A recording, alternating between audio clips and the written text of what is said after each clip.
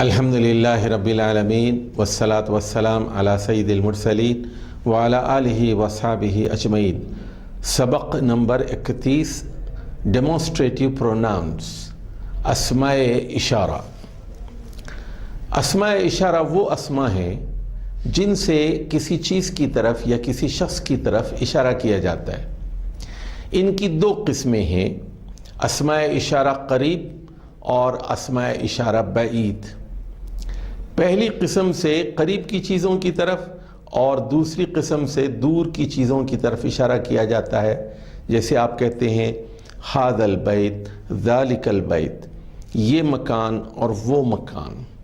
جس چیز کی طرف اشارہ کیا جائے اسے مشار الیہ کہتے ہیں۔ جیسے ھذا کتاب میں کتاب مشار الیہ ہے، اور اسماء اشارہ واحد اور جمع میں مبنی ہے لیکن مثنیٰ میں معرب ہیں، اور یہ پھر رفع کی حالت میں ھذانی اور ھاتانی کی شکل میں آتے ہیں، اور نصب و جر کی حالت میں ھذینی ھاتینی کی صورت میں آتے ہیں۔ اور بعید میں ذالکہ کے بجائے ذانکہ اور تانکہ، اور حالت نصب و جر میں زینکہ اور تینکہ استعمال ہوتی ہیں۔ جملہ اسمیہ میں یہ اسماء اشارہ مبتدا بن کر آتے ہیں اور ان کی خبر ال کے بغیر آتی ہے، جیسے ھذا کتاب، ھذا کتاب، ھذا مبتدا ہے اور کتاب اس کی خبر ہے، کتاب نکرہ ہے اور خبر ال سے خالی ہے، ال کے بغیر ہے۔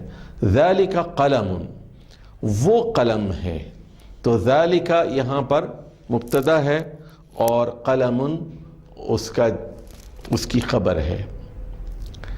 تو اسماء اشارہ معرف باللام مشار الیہ کے ساتھ مل کر مرکب ناقص ہوتے ہیں۔ دیکھیے ذالک کتاب، یہ تو جملہ مفیدہ مکمل ہے یہ، اور ذالک مبتدا ہے اور کتاب اس کی خبر ہے۔ ذالک کتاب، یہ ایک کتاب ہے یا وہ ایک کتاب ہے، یہ ھذا کتاب۔ لیکن آپ جب کہیں ذالک الکتاب، یہ ھذا الولد، تو یہ پھر مرکب ناقص ہیں۔ اب ذرا اس کی مثالیں دیکھیے، ذالک الکتاب مفید، ذالک الکتاب مفید، تو ذالک الکتاب دونوں مل کر، یعنی اس میں اشارہ اور مشار الیہ، ذالک الکتاب دونوں مل کر یہ مبتدا بن گئے اور مفید اس کی خبر ہوگی۔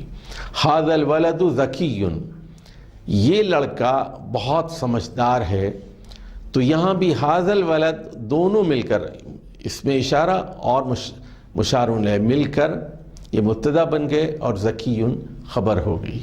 اب آ جائیے، جمع کے اشارے صرف ذوی العقول کے لیے استعمال ہوتے ہیں، جیسے اولئک اصحاب الجنہ۔ اولئک یہ مبتدا ہے اور جمع کے لیے اس میں اشارہ ہے، اور اصحاب الجنہ اس کی خبر ہے۔ ہؤلاء قوم کافرون، ہؤلاء، تو ہؤلاء مبتدا ہے، قوم کافرون یہ اس کی خبر ہے۔ اولئک اصحاب محمد، اولئک مبتدا ہے، اس میں اشارہ ہے، اور اصحاب محمد خبر ہے۔ اور غیر عاقل کے لیے واحد مؤنث کا اشارہ استعمال ہوتا ہے، جیسے ہے ھذہ فناجین وتلک الکؤوس، ھذہ فناجین، فنجان کی جمع فناجین ہے اور یہ پیالیاں ہیں۔ چونکہ فناجین جمع مکسر غیر عاقل ہے، اس لیے ھذا کے بجائے ھذہ فناجین استعمال ہوا۔ وتلک الکؤوس، اور پیالہ، کأس کی جمع ہے کؤوس، کأسن کی جمع ہے کؤوسن، اور وہ گلاس ہیں۔ اسی طرح آپ دیکھیں گے کہ عاقل کے لیے واحد مؤنث کا استعمال بھی، عاقل جمع مکسر عاقل کے لیے واحد مؤنث کا اس میں اشارہ بھی استعمال ہوتا ہے، جیسے قرآن میں آپ دیکھتے ہیں تلک الرسل، تو رسول کی جمع مکسر عاقل الرسل ہے، اس لیے تلک الرسل، تلک الرسل۔ اور مشار الیہ اس میں اشارہ کے موافق مرفوع بھی ہو سکتا ہے، منصوب بھی ہو سکتا ہے، مجرور بھی ہو سکتا ہے۔ اب ذرا 3 مثالوں پر غور فرمائیے۔ ھذا الکتاب مفید، ھذا الکتاب مفید، تو ھذا الکتاب مبتدا ہے اس لیے مرفوع ہے، ھذا بھی مرفوع ہے۔ رأیت ھذا الکتاب، رأیت میں نے دیکھا اس کتاب کو، ھذا الکتاب تو یہاں منصوب ہے، اور نظرت الی ھذا الکتاب، اور میں نے اس کتاب کی طرف دیکھا، الی کے واسطے کی وجہ سے یہ مجرور ہو گیا۔ اب ذرا اس کے ٹیبل پر غور فرمائیے۔ ھذا، ھذہ مؤنث ہے، اور ھذا کا مثنی ھذانی اور مؤنث ھاتانی، اور ان کی جمع ہے ھؤلاء، اور قرآن میں یہ بہت استعمال ہوا ہے ھؤلاء۔ ھذا، ھذہ، ھذانی، ھاتانی، ھؤلاء، اور اس میں اشارہ بعید کے لیے ذالک اور مؤنث کے لیے تلک، اور مثنی کے لیے ذانک اور تانک، اور جمع کے لیے اولئک۔ تو قرآن میں بھی آپ دیکھیں گے قریب کے لیے ھؤلاء اور بعید کے لیے اولئک یہ استعمال ہوتا ہے۔ اور پہلے بیان کیا جا چکا ہے کہ اسماء اشارہ جب مثنی کی حالت میں ہوتے ہیں تو یہ اپنی اعرابی حالت کے اعتبار سے بدلتے ہیں۔ ھذانی، یہ 2 ھذانی مثنی ہے تو یہ نصب و جر کی حالت میں ھذینی، ھذینی میں بدل جاتے ہیں، اور ھاتانی مؤنث کے لیے استعمال ہوتا ہے قریب کے لیے مثنی، ھاتانی، ھاتینی، ھاتینی میں بدل جاتا ہے، اور ذانکا، زینکا، زینکا میں، اور تانکا، تینکا اور تینکا کے۔ اب ذرا کچھ ان کی مثالوں پر غور فرمائیے۔ ھذا قلم، یہ قلم ہے، اور ھذہ حجرۃ، اور یہ کمرہ ہے۔ دیکھیے حجرہ چونکہ مؤنث ہے اس لیے اس میں اشارہ ھذہ بھی مؤنث استعمال ہوا ہے۔